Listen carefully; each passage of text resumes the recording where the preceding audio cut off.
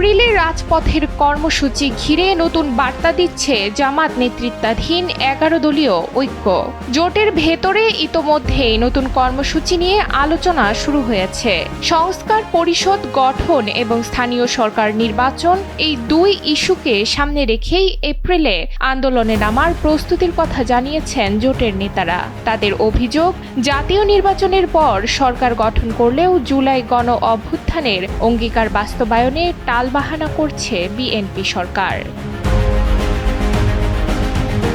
11 দলীয় ঐক্যের নেতাদের দাবি, নির্বাচনের 30 দিনের মধ্যে সংবিধান সংস্কার পরিষদ গঠন এবং অধিবেশন ডাকার বাধ্যবাধকতা থাকলেও সরকার তা মানেনি।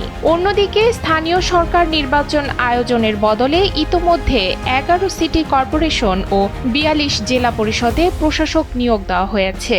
তাদের ভাষ্য, এটি জন আকাঙ্ক্ষার পরিপন্থী এবং নির্বাচিত জনপ্রতিনিধিত্বের চেতনার সঙ্গে সাংঘর্ষিক।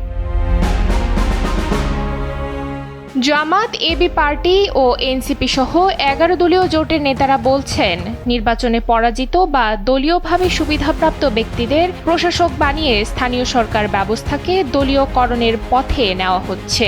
এতে জনগণের ভোটাধিকার যেমন খর্ব হচ্ছে, তেমনি জুলাই পরবর্তী নতুন রাজনৈতিক প্রত্যাশাও প্রশ্নের মুখে পড়ছে।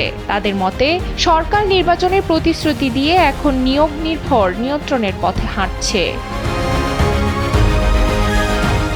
জোটের নেতারা ইঙ্গিত দিয়েছেন, স্থানীয় সরকার নির্বাচনের তফসিল ঘোষণা এবং সংবিধান সংস্কার পরিষদ গঠনে অগ্রগতি না হলে কঠোর আন্দোলনের দিকেই যাবেন তারা। তাদের ভাষ্য, জুলাই সনদের অঙ্গীকার থেকে সরে গেলে তা হবে জনগণের সঙ্গে করা প্রতিশ্রুতির লঙ্ঘন। নুসরাত তালবিয়া, সময়ের আলো।